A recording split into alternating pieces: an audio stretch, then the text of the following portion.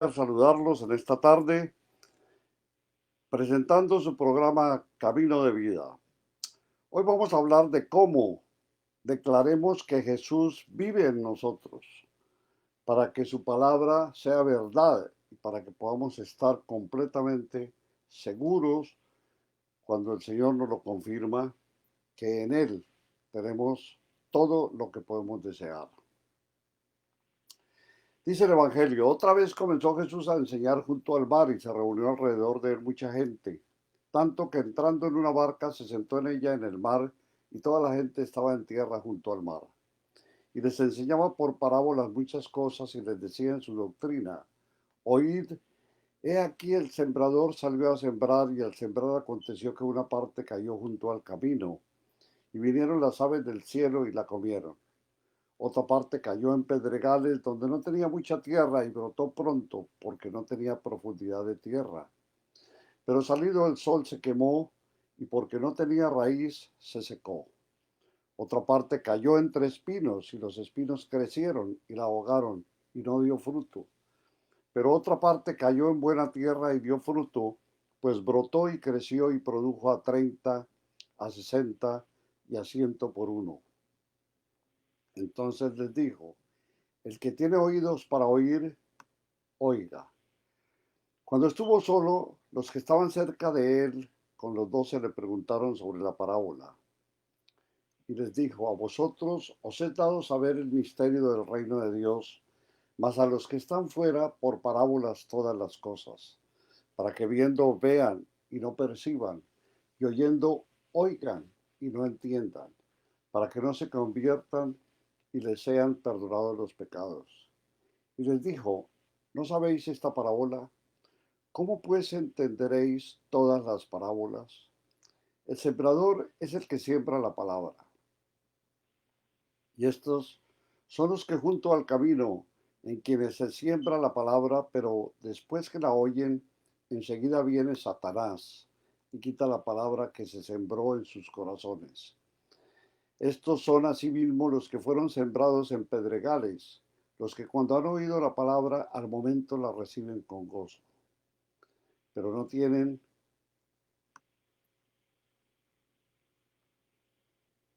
raíz en sí, sino que son de cierta duración, porque cuando viene la tribulación y la persecución por causa de la palabra, luego tropiezan. Estos son los que fueron sembrados entre espinos, los que oyen la palabra. Pero los afanes de este siglo y el engaño de las riquezas y las codicias de otras cosas entran y ahogan la palabra y se hace infructuosa. Y estos son los que fueron sembrados en buena tierra, los que oyen la palabra y la reciben y dan fruto a 30, a 60 y a 100 por uno.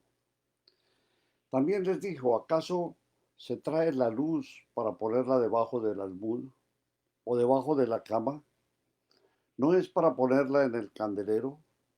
Porque no hay nada oculto que no haya de ser manifestado, ni escondido que no haya de salir a luz. Si alguno tiene oídos para oír, oiga. Les dijo también, mirad lo que oís, porque con la medida con que medís os será medido, y aún se os añadirá a vosotros los que oís. Porque al que tiene se le dará, y al que no tiene aún lo que tiene se le quitará. Decía además, así es el reino de Dios, como cuando un hombre echa semilla en la tierra, y duerme y se levanta de noche y de día, y la semilla brota y crece sin que él sepa cómo. Porque de suyo lleva fruto la tierra, primero hierba, luego espiga, después grano lleno de la espiga. Y cuando el fruto está maduro, enseguida se mete a la hoz, porque la siega ha llegado. Decía también, ¿a qué haremos semejante al reino de Dios? ¿O con qué parábola lo compararemos?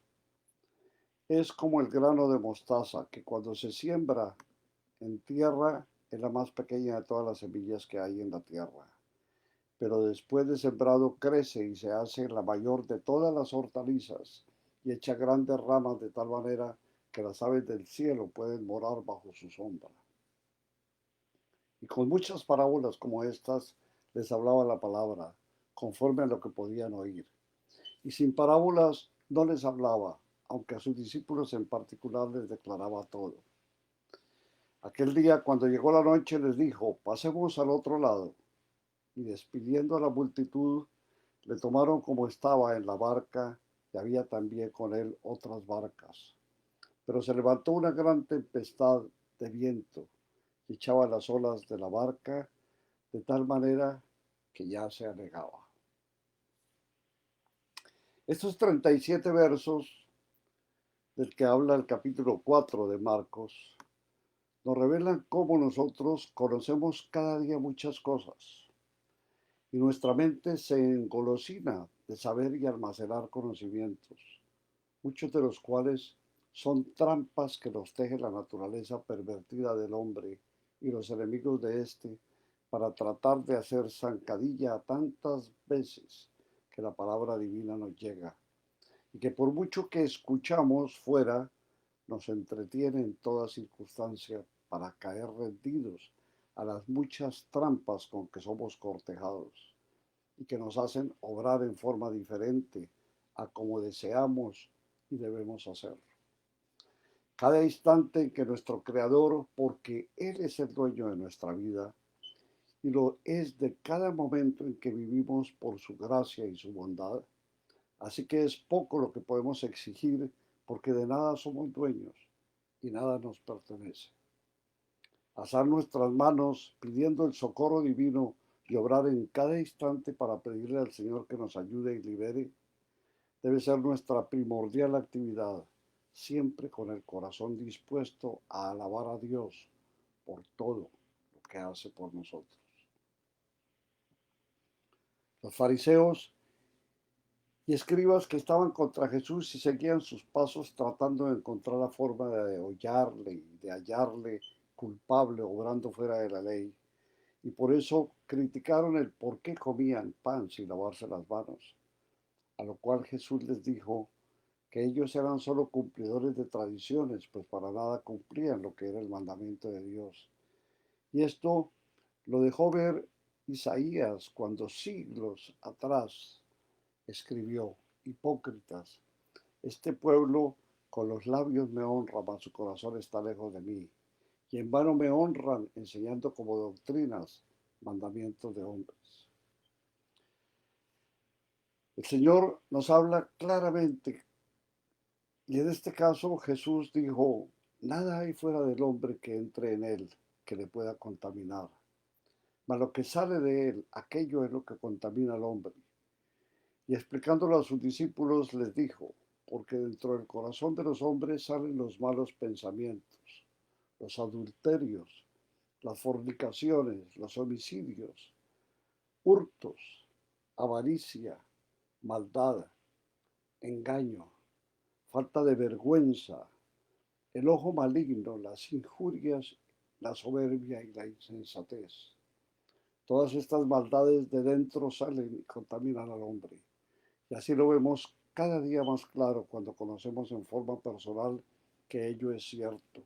Si a diario hacemos todo lo que el Señor nos describe tan sabiamente y así lo reconocemos para su gloria y potestad. Jesús siguió predicando y llegando a los términos de Tiro y de Sidón. Quiso que nadie lo supiera, pero no fue posible porque allí una mujer le pidió que sacase un espíritu malo que atormentaba a su hija. Y Jesús, viendo su obra y su fe, llevó a cabo, y su hija fue libre. E igual pasó con un sordomudo que le fue llevado, y tocando sus orejas lo sanó e hizo que oyera y hablara. Y mandó que no dijesen nada, pero todos estaban maravillados de su gracia y de su poder. Nosotros escuchamos a diario la palabra del Señor. Nosotros vemos la inmensa verdad que está en cada una de las obras que Dios hizo para nuestro gozo, para nuestro disfrute, para nuestro beneplácito. Sin embargo, nos negamos a aceptarlo. Nos negamos a reconocer que Él es el único Dios que hay y que debe haber en nuestra vida. Nos negamos a dejar de conocer cuánto necesitamos de Él, hincados de soberbia, llenos de gozo personal, creemos que podemos perfectamente manejar todas las situaciones en este mundo. Pero hay cuando estamos necesitados, cuando no sabemos qué hacer y cuando las cosas se nos vienen encima sin saber qué paso vamos a dar. Ahí sí nos acordamos de que hay un Dios todopoderoso a quien hemos abandonado siempre, pero en esta necesidad imploramos de Él. Por eso, enseñémonos a conocer que Jesús libera nuestras vidas para hacernos ver y entender toda la grandeza que viene del Padre Eterno. Hinquémonos ante Él y supliquémosle que nos haga humildes y que nos dé la sabiduría y la fortaleza para poder estar en combate permanente contra el enemigo y en esa forma poder estar con la cara en alto ante el Señor, sabiendo que Él está a nuestro lado. Vamos a cambiar de tema, vamos a hablar de el Apocalipsis, ese libro que tanto temor nos da leer y conocer. Y también vamos a ver un poco de qué es nuestra alma, qué es lo que significa, qué es lo que nosotros debemos entender como tal. Eso será después de unos breves mensajes.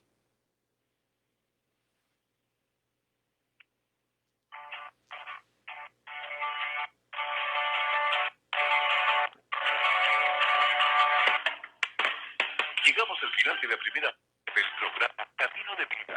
No te vayas. Sigue en sintonía de Radio Amor 91.9 FM en Baton Rouge. Si deseas donar para el sostenimiento de Radio Amor y de este programa, puedes llamar al 225-261-2837 y te daremos la información para hacerlo. O envíe tu donación para Radio Amor 91.9 FM al 10870 Love Road, Baton Rouge, Louisiana. Código postal 70818.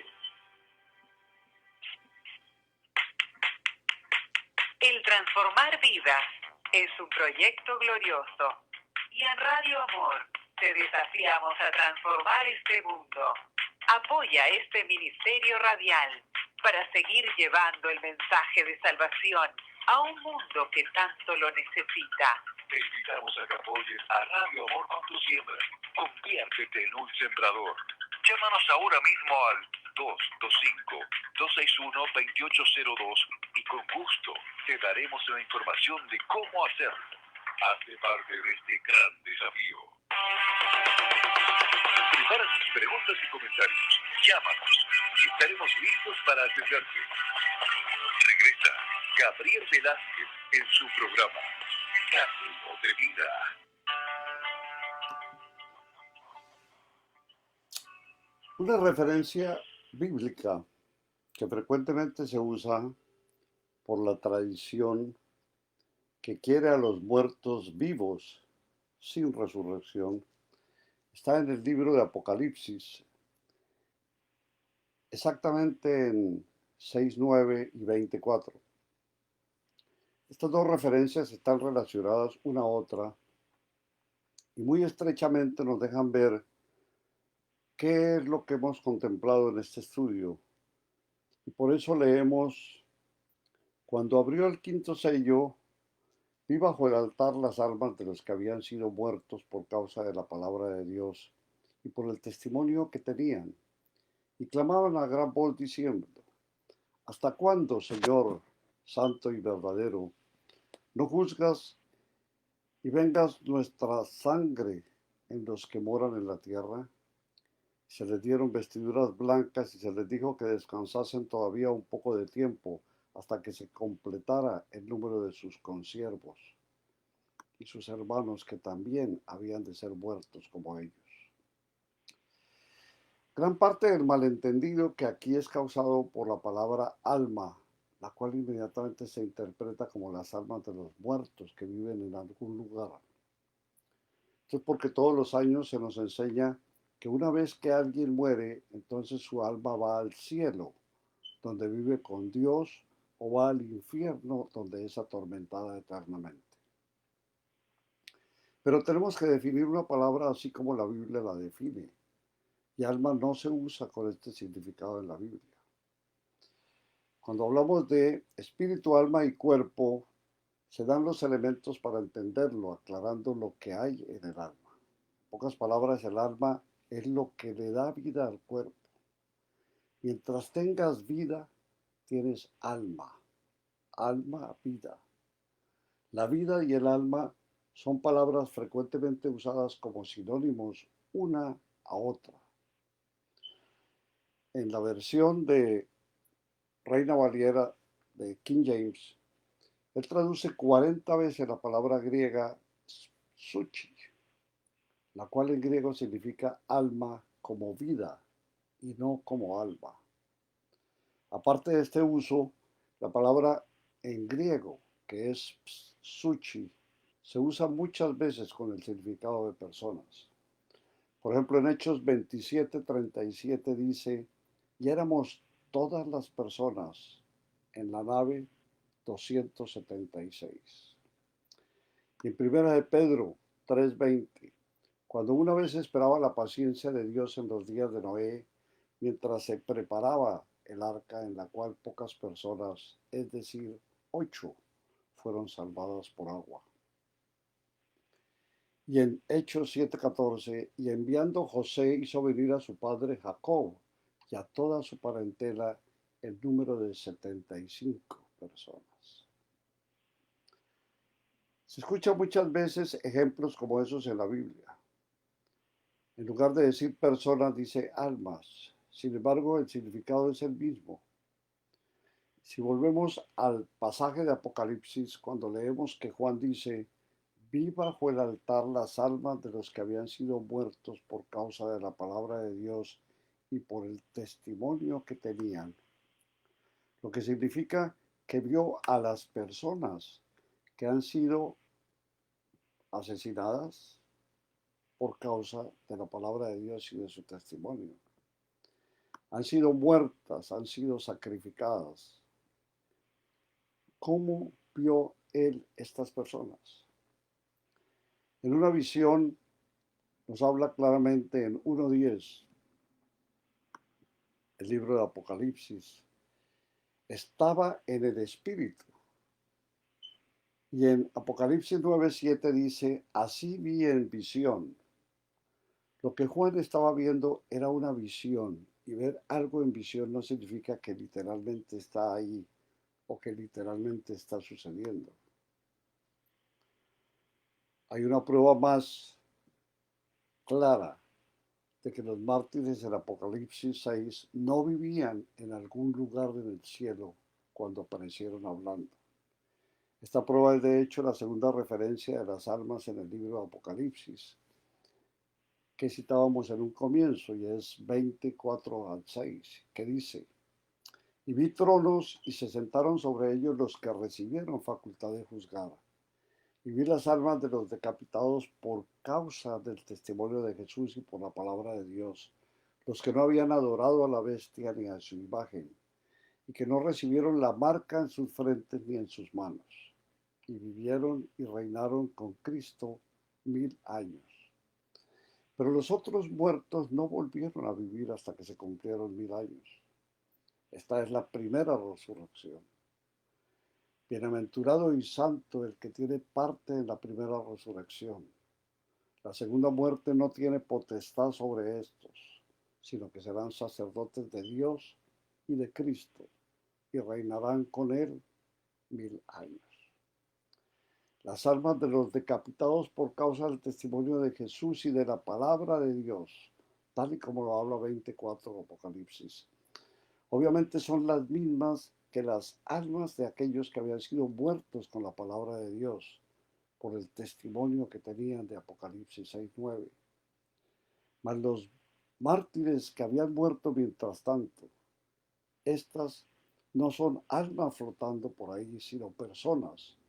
Los muertos que fueron, dicho en una forma, sacrificados por su sacrificio, por su testimonio de Jesús y por la palabra de Dios.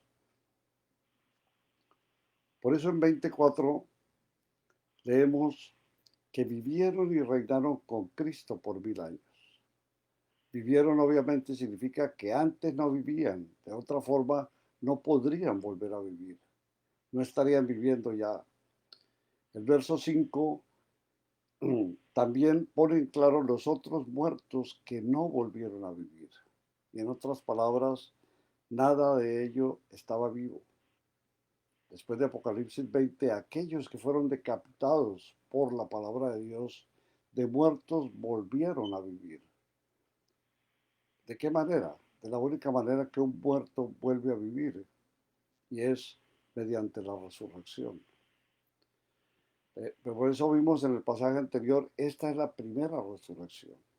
Todos los otros siguieron estando muertos, no volvieron a vivir, dice la palabra. Por eso, tratando de hacer una sinopsis, un resumen, habiendo visto lo anterior, podemos volver a Apocalipsis 6 y ver qué fue lo que vio Juan. Aquellos que fueron muertos por causa de la palabra de Dios y de su testimonio. Eso fue lo que él vio. Estaban hablando y pidiéndole a Dios que vengara su sangre. ¿Estaban estas personas muertas? ¿Estaban vivas? No habían resucitado. ¿Estaban literalmente hablando o no? Lo que Juan vio fue una visión. Como decimos en los puntos en donde se habla de la transfiguración de Cristo, el hecho de que algo o alguien sea mostrado en una visión no requiere su presencia física en la visión. Es una imagen que Dios da para comunicar un mensaje a aquel al cual le entrega la visión.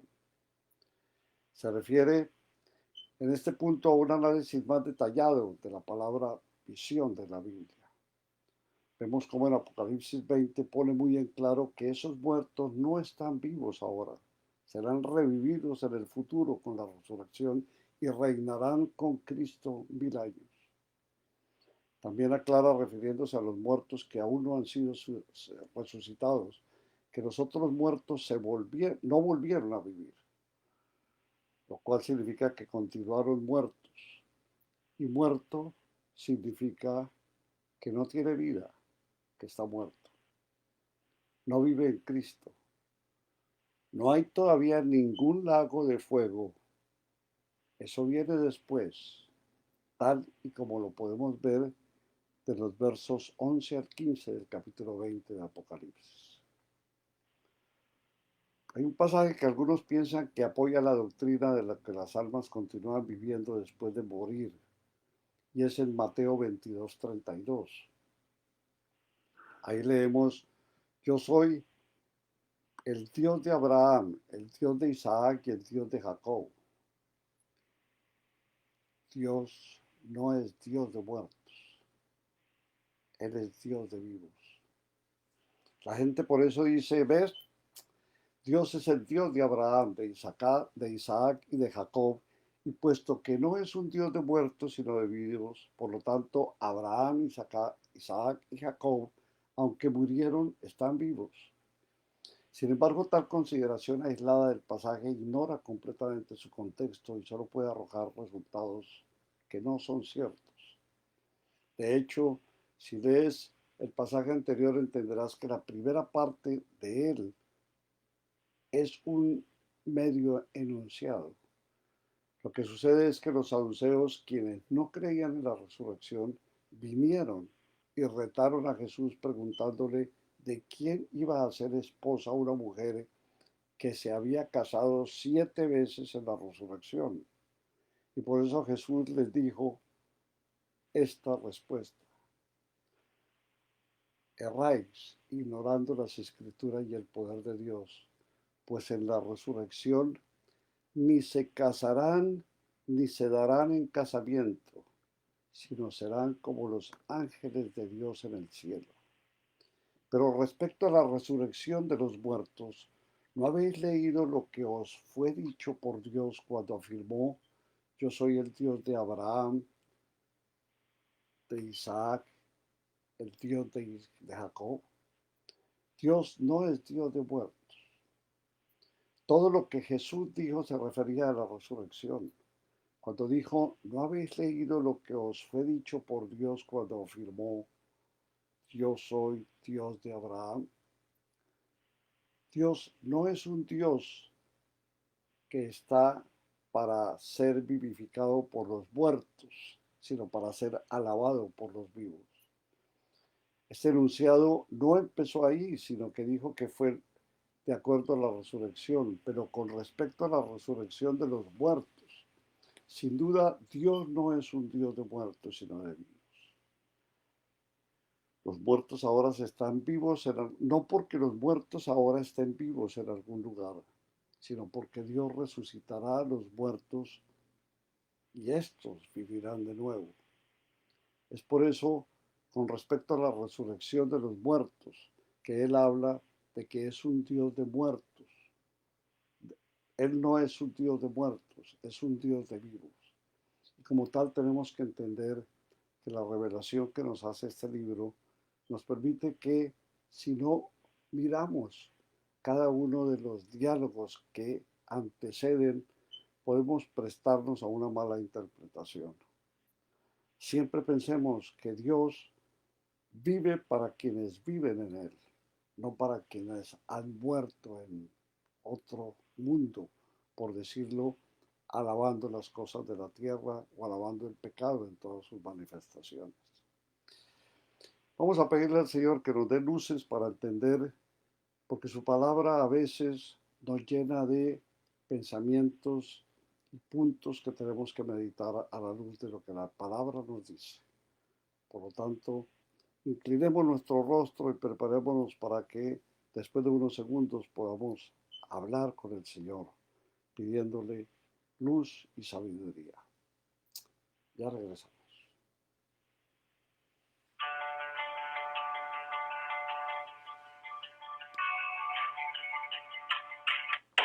Saludamos a todos nuestros amigos que nos ven en Facebook Live, a usted y a nuestra audiencia en Radio Amor 91.9 FM. Les invitamos a que llamen y participen en nuestro programa. Oramos por ustedes y sus familias. Llámenos al 225-725-3646.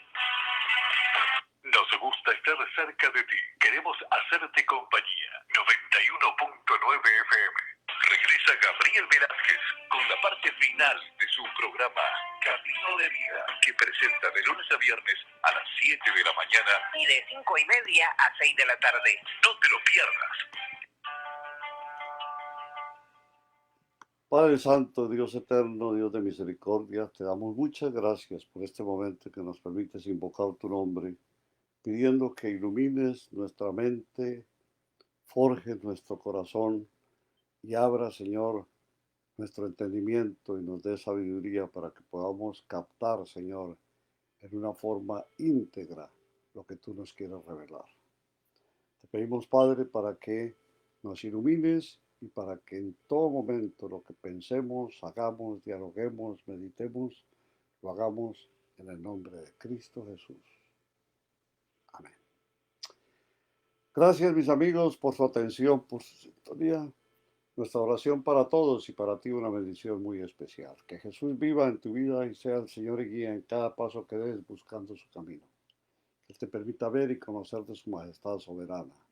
Entrega tu vida a Jesús y encontrarás la verdad revelada. En Él hallarás sabiduría y perfecta armonía contigo mismo, con tu familia, con tus hermanos en Cristo. Acércate y reconcíliate en el amor de Jesús. Él es tu Salvador eterno. Deseamos que haya paz, alegría, dicha, paciencia, fe y amor en el Señor Jesús. Buenas tardes, buenos días, Dios los bendiga. Hasta la próxima.